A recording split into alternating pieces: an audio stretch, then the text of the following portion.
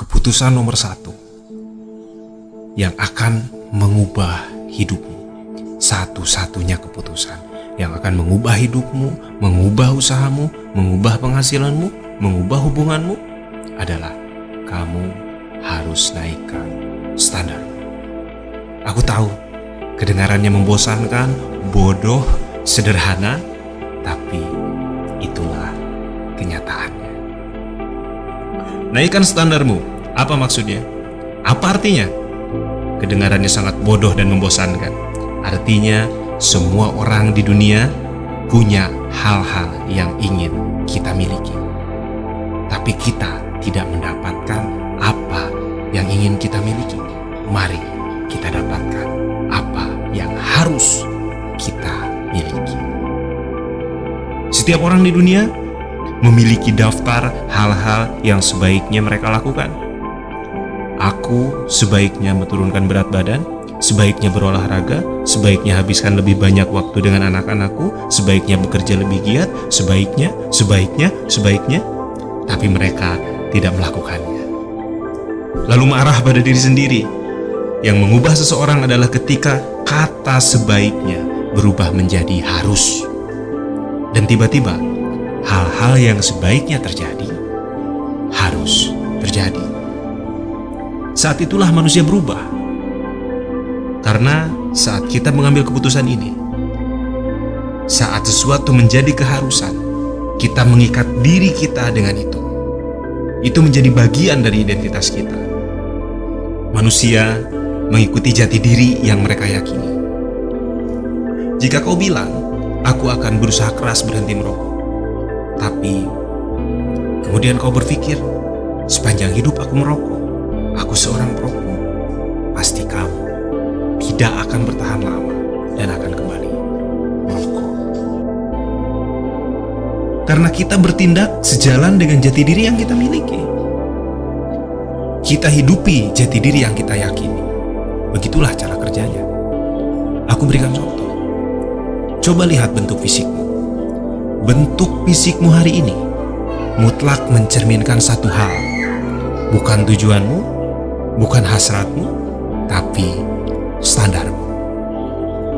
Jika kau standarnya seorang atlet, maka pasti kekuatan, bentuk otot, dan energi yang selalu tersedia dalam tubuhmu. Karena itu jati dirimu. Kau akan lakukan apa yang diperlukan untuk mempertahankan jati diri itu. Karena jika kau tak tahu siapa dirimu, kau tak tahu seperti apa standarmu, kau tak akan tahu bagaimana bertindak. Saat kau terikat dengan jati diri itu, otakmu akan berusaha mempertahankannya. Jika kau bilang, aku gemuk, sejak dulu aku gemuk, tulangku besar. Jika itu yang kau yakini, maka kau akan selalu gemuk. Itulah titik balikmu, itulah identitasmu. Jika kau lihat seseorang yang fisiknya bagus, lalu kau bertanya, apakah mereka berolahraga? Kau pasti sudah tahu jawabannya. Apa menurutmu orang-orang yang berolahraga seminggu 5 kali punya lebih banyak waktu darimu? Tentu saja tidak. Kesibukan mereka lebih sedikit? Tentu saja tidak. Itu sudah menjadi keharusan bagi mereka. Mereka harus berolahraga seperti itu. Mereka mengambil keputusan itu dan hidup mereka berubah. Maksudku, kau tidak harus berolahraga 5 kali seminggu. Maksudku, apapun yang kau inginkan, keinginan tak akan selalu terpenuhi dibandingkan standar. Apa kau pernah lakukan ini? Kau bilang, sudah naikkan standarmu? Baiklah, aku akan mewujudkan ini, aku akan hasilkan sekian banyak uang, aku akan mengubah bentuk badanku, apapun itu, tapi alasanmu tidak kuat dan kau tidak menjalankannya.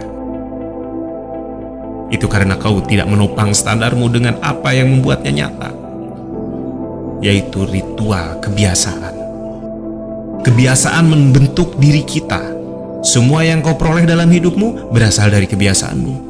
Berawal dari standar, kemudian diikuti oleh kebiasaan. Contohnya, jika berat badanmu berlebih, pasti kebiasaanmu berbeda jika berat badanmu proporsional. Hal-hal yang kecil, dan disitulah sukses berasal. Jika kau lihat orang yang sangat sukses, dan menurutmu mereka sangat hebat, sangat jenius, sangat pintar, kau harus ingat satu hal. orang sukses di muka umum berkat latihan yang mereka lakukan bertahun-tahun di belakang layar. Lihatlah yang terbaik di bidangnya. Tiger Woods, apa visinya? Memenangkan turnamen golf? Tidak. Untuk jadi yang terbaik yang pernah ada. Itulah tujuannya, itulah visinya. Tapi ini yang menarik. Ia menopang dirinya dengan kebiasaan. Jika kau hanya punya visi tanpa kebiasaan, berhentilah berbohong pada diri sendiri. Pasti ada beberapa kebiasaan yang kau lakukan selama bertahun-tahun. Meskipun ada beberapa kebiasaan yang merugikanmu, maksudku, sadarlah. Mendapatkan sesuatu tidak akan membuatmu bahagia. Tidak peduli apa yang kau dapatkan, entah itu uang atau peluang, semua itu hanya akan membuatmu senang sesaat. Jadi, rahasia untuk kebahagiaan sejati adalah kemajuan. Kemajuan sama dengan kebahagiaan. Jika kita bisa membuat kemajuan secara teratur, kita akan merasa hidup. Itu sebabnya setiap pagi kita merasa punya awal hari. Aku bisa lakukan keinginan sejatiku, aku bisa berkembang, aku bisa tumbuh, aku bisa jadi lebih baik, aku bisa berubah, atau yang lebih baik dari berubah, aku bisa membuat kemajuan.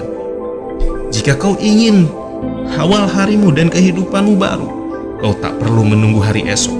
Mulailah saat ini, mulai dari video sederhana ini, dan mulailah perhatikan apa yang terjadi. Perhatikan betapa mudahnya melakukan beberapa kebiasaan baru. Cukup lakukan 2 atau 3 kebiasaan baru.